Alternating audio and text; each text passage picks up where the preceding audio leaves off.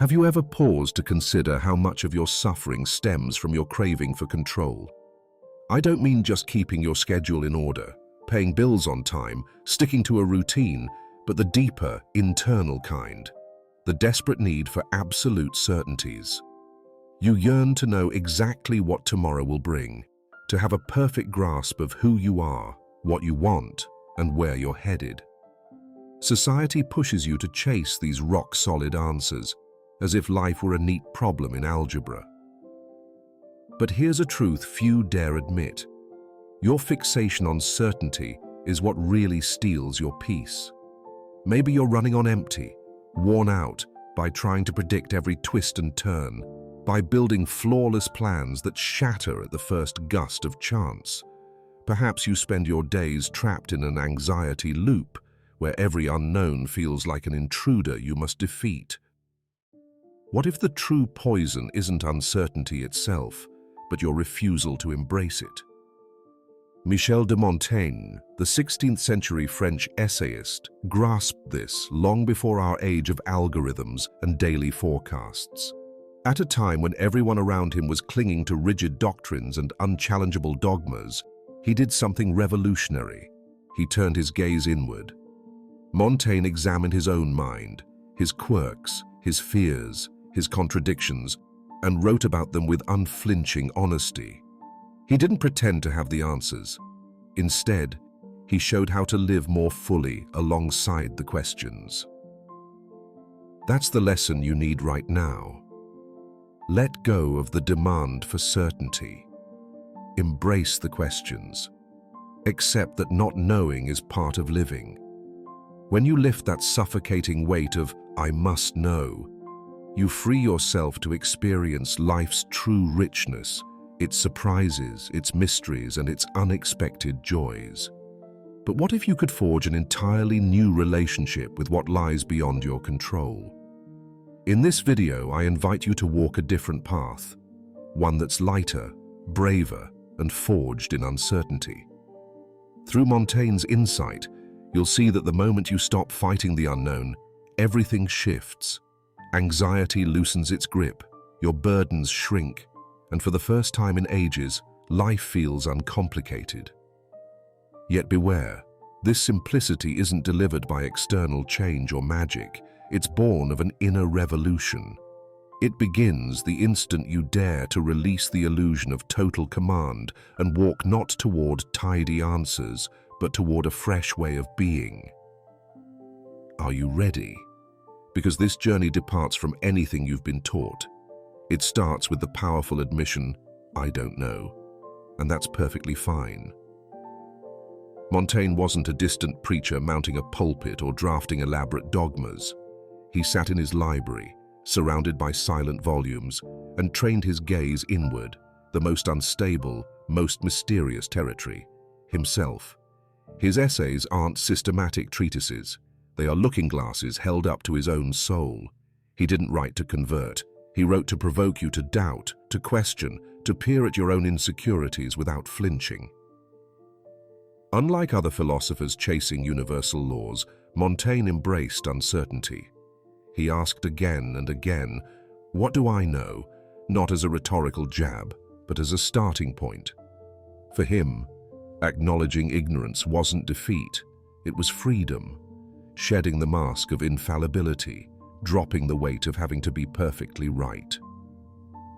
Today's world rejects such humility. We're expected to have sharp stances on every issue, unwavering certainties at our fingertips. Montaigne offers the opposite, permission to be human before we're ideological. He showed that our frailties, our doubts, and our contradictions aren't flaws to be fixed, but vital sparks of aliveness. And perhaps in this very moment, that is exactly what you need to hear. That you no longer have to clutch at false certainties to feel worthy. That you don't need all the answers before taking a step forward. That it's perfectly acceptable to remain unfinished. Montaigne gave himself full permission to evolve. He changed his mind, contradicted himself, and confessed that yesterday's convictions might unravel today. He recognized the human mind's natural flow, its capacity to bend, reshape, and renew, and instead of resisting it, he welcomed it with gentleness, irony, and genuine wonder. He understood that life isn't about subduing the world with rock-solid beliefs, but about navigating it with curiosity and an open heart. That's why he's profoundly relevant now. In an age of roaring certainties, he offers the lightness of doubt. If you feel overwhelmed by the pressure to present a stable, unchanging self, perhaps what you need isn't a more rigid direction, but freedom, the freedom to transform, to admit, "I don't know," to simply be. Yet Montaigne didn't stop at inviting us to doubt. He also cautioned us about the toll of refusing it. The harder we cling to control, the richer the suffering we brew. And that suffering often hides in plain sight, the silent anguish born from trying to master the unmasterable. Think about it. You strive to command every detail, tomorrow's events, other people's responses, your career trajectory, even your own emotions and physical aging. And the tighter you squeeze, the more life seems to slip through your fingers, like water that escapes the strongest grasp. Notice the price you pay. This obsession with control is not merely draining, it's poisonous. It turns you into a watchdog, endlessly scanning for what could go wrong, never at rest. This state even has a name: anxiety. At its core, anxiety is the terror of the unpredictable, the frantic search for guarantees in a world that offers none. Most of us dwell in that perpetual state of high alert, mired in the illusion that if we can only foresee every twist, we can avert the soul's true mishaps. But Montaigne grasped what modern psychology validated much later. To treat life as a battle to pre-see the future is to wage war on reality itself. Human suffering doesn't stem solely from life's blows. It often arises from our futile struggle against what is. It's the longing for life to be other than how it unfolds, and in that resistance lies our own deepest torment. It's the refusal to let life run its course. Montaigne confronted this head-on with startling honesty. He welcomed his aches, his losses, his uncertainties not as nuisances to eliminate, but as essential threads in the fabric of existence. In doing so, he freed himself from the exhausting burden of constant resistance. Have you noticed how the most controlling people are often the most wound up, the most drained, the most rigid? They never relax because they fear that if they loosen their grip, chaos will swallow them. Yet that very fear becomes their prison. Montaigne, by contrast, urged a conscious surrender, not cowardly defeat, but bold acceptance that the world is no one's servant, that your mind should learn to flow, not to clamp down. Here lies the cruel paradox. The tighter you try to steer, the more frustrated you grow, and the more you thirst for control. It's a vicious cycle that devours you, leaving behind a tense body, an exhausted mind, and a spirit starved for peace. Montaigne offered a different path. Living well isn't about mastering every detail. It's about learning to coexist with the uncontrollable. But how, in practice, do you dance with life's unpredictability without losing yourself? The key lies in his lifelong habit of self-reflection, not as cold self-analysis, but as a ritual of deep, compassionate listening. While the world clamored for certainties, he retreated into silence to peer at his own interior landscape. What he discovered wasn't instant clarity, but a whirlwind of contradictions, hidden fears, conflicting desires, inexplicable impulses. Everything most of us would rather hide. Yet he faced it all without judgment, simply listening. Montaigne's genius wasn't in crafting grand theories of mind. It was having the guts to become a living experiment of the human condition. His essays aren't lectures. They're open journals. He thinks aloud, invites you to think alongside him, sharing his doubts, secret drives, shifting opinions, and moments of weakness. His revolutionary message: you don't have to be right to be whole, you just need to be present with yourself. This relentless practice of unfiltered self-observation is among the deepest forms of self-knowledge we have. But beware, it's not about wallowing in self-criticism.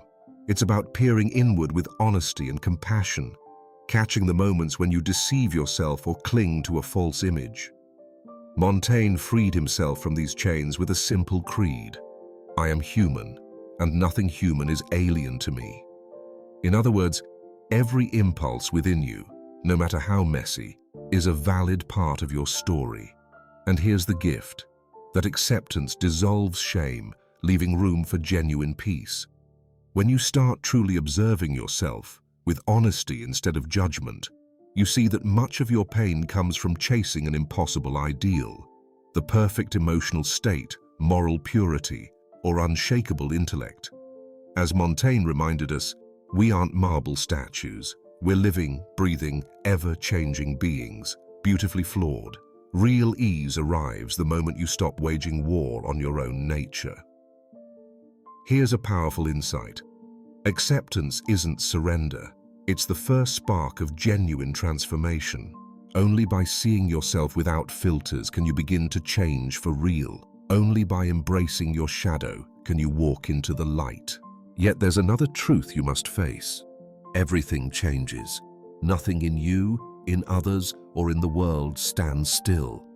Most of us cling to the fantasy that one day, after we gain enough knowledge, reach a certain career milestone, or find stability, all our doubts will vanish, our feelings will settle, and life will finally make sense. Schools, religions, even corporate cultures often sell us this myth of a fixed destination where everything stops shifting. Montaigne saw through this illusion. He knew that life flows in constant motion, thoughts evolve, bodies age, people drift in and out of our lives, desires morph, certainties crumble. Insisting on predictability and control only sets us up for deeper frustration and heartbreak. Change isn't a glitch in the system. It is the system. The more we resist it, the more rigid, bitter, and unmoored from the present we become. Montaigne embraced his own contradictions and shifts, understanding that being inconsistent or in flux is actually a sign of genuine growth. Embrace this flow. Let each shift teach you something new, and remember, true peace isn't found in freezing life in place, but in dancing with its endless rhythms. Montaigne argued that changing your mind is a mark of bravery, that relinquishing one belief for another, equally uncertain, is itself a step toward clarity. Constancy, he quipped, belongs to mechanical minds. Living well, he said, isn't about clutching a rigid identity, but learning to dance with impermanence. Consider how many of your anxieties tie back to change, fear of losing a loved one, a job, or the familiar. What if, instead of resisting every shift, you began to welcome them as life's natural rhythms? What if each transition became not a sign of failure, but a proof of evolution? Accepting change isn't about surrendering your will, it's about ceasing to fight reality's current and learning to surf its waves. True lightness emerges not from forced stability, but from inner flexibility, the capacity to let go, adapt, and renew. Montaigne didn't leave us mere abstractions. His essays are existential toolkits for navigating fear, sorrow, insecurity, aging, and mental faltering. He taught that thinking itself can be an act of survival, a rehearsal for living with courage and less suffering. But how do you practice living with uncertainty? It's more than a one-time acceptance. It's an ongoing re-education of your mind. This demands discipline, not as rigid obedience, but as daily commitment to your own freedom. Here are a couple of Montaigne's principles you can start using today. Question absolute certainty. Whenever you catch yourself thinking, "I'm 100% sure," pause. Notice that this conviction often masks a deeper fear, the fear of not knowing. Montaigne regularly doubted even his own ideas, not from insecurity, but from wisdom. He understood that the most dangerous belief is the one that refuses revision. Self-inquiry as ritual. Write daily, whether in a journal, an unsent letter, or loose notes. Putting your thoughts on paper shines light on what's troubling you. This simple act of self-questioning turns internal chaos into visible patterns, giving you the power to reflect, revise, and move forward. These habits aren't fancy fixes. They're your personal training ground for uncertainty. Over time, they build a mind that welcomes life's changes with equanimity, so you can really dance through its ups and downs, just as Montaigne did centuries ago. Montaigne spent countless pages examining himself, not from vanity, but to bring order to his inner turbulence and make his mind a livable space. Embrace impermanence as your guiding rule. Draft plans, set goals, but stay ready to release them the moment life shifts course, because it always will. True strength lies not in clinging to brittle certainties, but in flowing with change, adapting, reshaping, reinventing. As Montaigne observed, the wisest person is the one who learns to change along with what changes. Cultivate self-deprecating humor. Laugh at your own foibles. Montaigne never treated himself too solemnly. He'd mock his fears, lampoon his vanity, and delight in his contradictions. Humor lets you survive your own high expectations. It's your declaration, "I'm human," and that's perfectly fine. Carve out pockets of silence. No phone, no noise, just you. Montaigne's greatest ally was solitude, not for withdrawal, but for sharpening clarity. In those quiet stretches, you'll actually hear your deepest thoughts, see patterns emerging, and turn uncertainty into fertile ground for fresh insight. All these practices, from honest self-study to flexible planning, from gentle laughter to intentional silence, converge on one purpose: freedom. Not freedom from life's upheavals, but freedom to navigate them with a mind that's clear, resilient, and profoundly your own. The freedom Montaigne offered isn't about having all the answers. It's about living lightly in the face of uncertainty, belonging first to yourself. He knew that nothing was ever under perfect control. People let you down, plans fall apart, feelings shift, and none of it is a mistake. It's simply life in motion. Suffering comes not from change itself, but from resisting it. When you accept that life is flow, not form, something shifts inside you. Your rigidity gives way, anxiety loses its grip, and you stop struggling against what is and start moving with what presents itself. This isn't resignation, it's wisdom, emotional maturity, genuine freedom. You no longer need a label for every feeling or a plan for every step. Life doesn't demand perfection, only your presence. True simplicity isn't found in a problem-free routine or a fully mapped future, but in the willingness to say, "I don't know," and be okay with that. In that space of humility, peace is born, the peace that doesn't rely on circumstances, but wells up from within. Montaigne reminded us that by embracing our own ignorance, our not knowing, we become more deeply human and more profoundly free. If this message resonates, it's because a part of you is already tired of carrying the weight of control and is ready to breathe more freely, to live more authentically. What in you still resists the unknown? How do you feel when you look ahead and see no clear answers? Share your reflections below. Your words may be the spark someone else needs to recognize their own journey. This exchange can be powerful, but it doesn't end here. If you found value in this conversation, keep going. The next video will delve even deeper into living with presence amid uncertainty. Don't stop now. You've taken your first step. The path ahead is yours to explore.